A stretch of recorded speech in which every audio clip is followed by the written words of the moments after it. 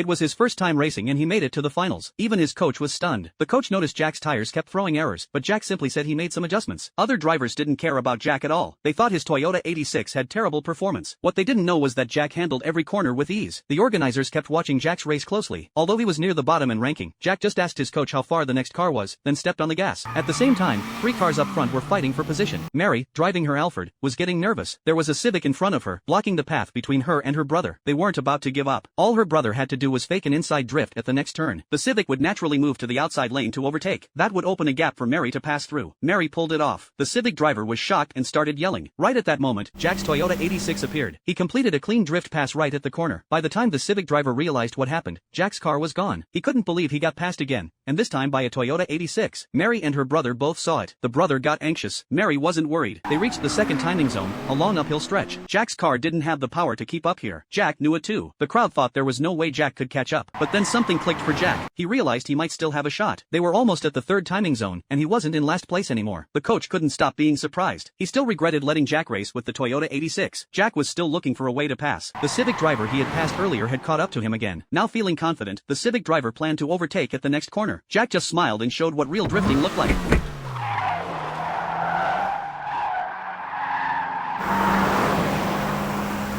The Civic driver was stunned. He thought it was impossible since Jack's car was clearly underpowered. The Civic driver floored it. He knew he could beat Jack in the straightaways. His car had a 2.0L engine with either better natural aspiration or turbo, both stronger than Jack's. But the illusion quickly shattered. Jack started taking it seriously. Every time they hit a corner, Jack widened the gap. At first, the Civic could still see Jack's taillights, but as the corners kept coming, Jack's car disappeared from sight. The Civic driver started to panic. He couldn't understand how such a weak car was pulling so far ahead. Meanwhile, Mary saw Jack's car in her rearview mirror. It meant that Jack had caught up after being left behind on the straightaway. She and her brother thought about using the same tactic again, but the brother knew it wouldn't work. If they tried to block Jack again, their speed would drop, and that meant they wouldn't be able to catch the lead cars. Now it was all about going for the win. Soon they reached a foggy ghost town. Even the drones couldn't capture clear footage. The commentators could only see Jack pushing hard to catch the cars ahead. That's when they began introducing him. Jack came from the Royal Dunnington Racing Academy. He started karting at 4 years old. By 7, he had won the British Karting Championship. At 10, he joined the F4 Championship. In under 2 years, he won 3 consecutive titles. The coach was speechless.